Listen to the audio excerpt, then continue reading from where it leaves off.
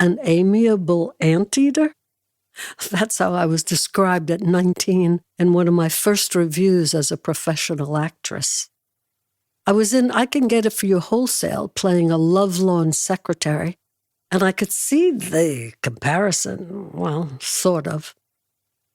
Over the next year, I was also called, a sour persimmon, a furious hamster, a myopic gazelle, and a seasick ferret. Yikes.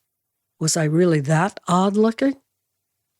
Only a year later, when I was in my second Broadway show, Funny Girl, my face was exactly the same, but now I was being compared to an ancient oracle, Nefertiti, and a Babylonian queen.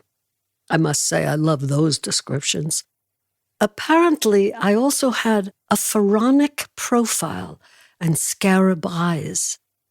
I think that was supposed to be a compliment, though I have to admit one of those eyes does look, well, a little cross-eyed at times. And it seems like the pharaoh also had a big schnoz. People kept telling me, get it fixed. I bet no one said that to him. Sometimes it felt like my nose got more press than I did. In the cover story in Time magazine, the writer said, "This nose is a shrine." That sounds good.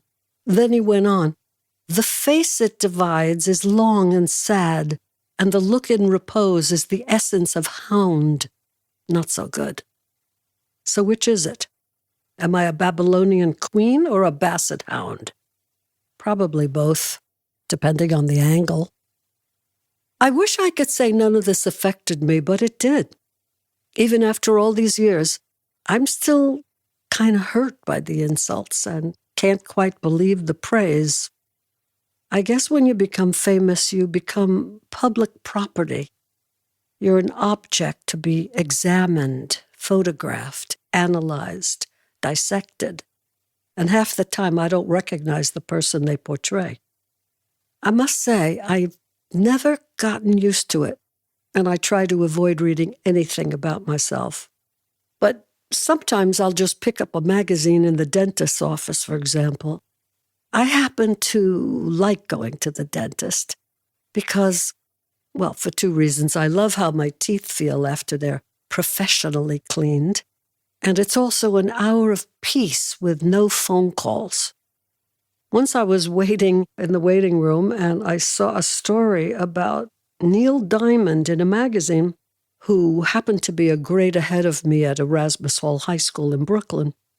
Actually, the article was about his brother, who invented some crazy bathtub that had a stereo system and all sorts of electronic gadgets, perfect for getting electrocuted. And it's not cheap. It's $14,000. I'm thinking, who would ever buy such a thing? And then I read that I'm one of his customers. I didn't even know my friend Neil had a brother. Now I'm being used to sell his bathtub? That's irritating. But other stories cut deep. For instance, one night, my dear friend Andrei Barkowiak, a brilliant cinematographer who did 2 films and a documentary with me, came over for dinner. Actually, he was cooking because I'm a hazard in the kitchen. I can burn water. Andrei had been to see his friend earlier, a medical doctor, by the way, and happened to mention that he was having dinner with me. And the doctor said, "I hear she's a bitch." "What?" said Andrei. "What are you talking about?" He said, "She's impossible to work with, I hear." Andrei said, "That's ridiculous. Have you ever worked with her?" "No." "Well, I have 3 times," Andrei said, "and she's wonderful to work with. In fact, she's a very, very nice person." He says, "No, she isn't. She's a bitch. I read it in a magazine." That's the power of the printed word. And there was no hope of changing this man's mind.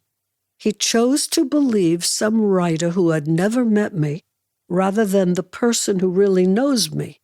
That upsets me deeply. Why couldn't he accept the truth? For 40 years, publishers have been asking me to write my autobiography, but I kept turning them down because I prefer to live in the present rather than dwell on the past. And the fact is, I'm scared that after 6 decades of people making up stories about me, like the one I just told you, I'm going to tell the truth and nobody's going to believe it.